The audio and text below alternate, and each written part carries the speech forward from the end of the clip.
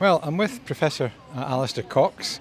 This is where I get it wrong. Is the director of the Synthetic Turf Council. The European Synthetic You Turf got Council. missed out the European bit. Absolutely. And I listened to a fascinating talk from you this morning about synthetic surfaces and basically about the environmental elements and the threats to the surfaces, and it was fascinating. Can you just give us a little potted history of what you were talking about this morning? Yeah, I'm glad you enjoyed the presentation. Synthetic turf, ultimately, it's made from rubbers and plastics, and the world is becoming increasingly aware of some of the negative impacts that those materials can have on the environment. So synthetic turf, along with all other users of rubbers and plastics, have to address the concerns, particularly around toxicology and environmental pollution through microplastics. Mm-hmm.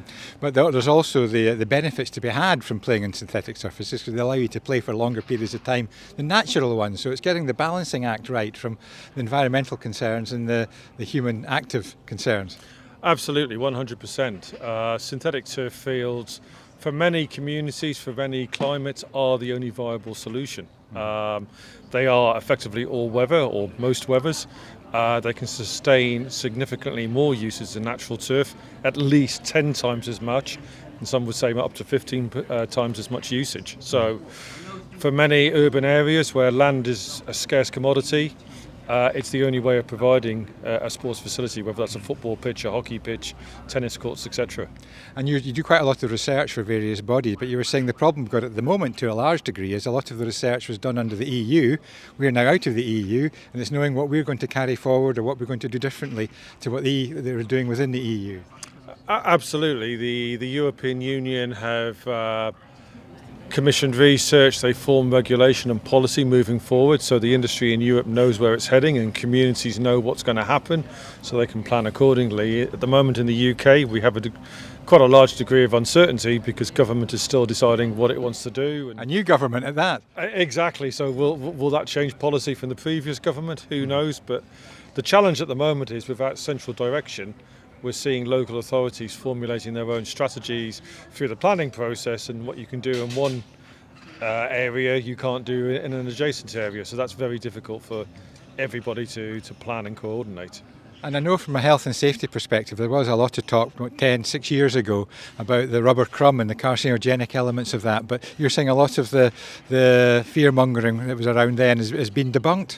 Yes, there have been major studies in Europe and in the US, at least 3 major studies now, and they've all concluded because the chemicals of concern are not allowed in the tyres that we use in Europe, therefore the infill that is produced from those tyres when they reach end of life obviously can't contain the carcinogens that people were concerned about. So 3 major studies all concluding there's no risk to human health from playing on synthetic turf fields that have rubber crumb infill. And there's one target coming up in 2030, which is that the European target, and we'll no doubt follow along those lines, which should be major changes around about then? Yeah, so the EU have decided that as of actually 2031, the sale of rubber infill for sports fields will no longer be allowed within the European Union because of the concerns about the microplastics and the material leaching into the environment. Whether the UK will follow, we don't know. We're waiting for government to decide. One of the reasons the EU stated was they wanted to have a policy they could enforce across 27 countries. And obviously different countries have different resources and different enforcement procedures.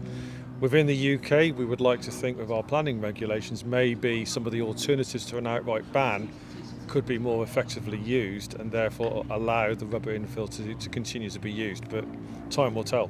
There will be a grandfather clause though up until that point in place. The sale in Europe, and again, will the UK do the same thing? The ban in Europe is on the sale of the material moving forward. So if you have an existing field, you can continue to use it. In theory, you can take your infill out of the current carpet and put it into a new carpet. What you won't be able to do is buy new infill to top up your carpet to do the routine maintenance.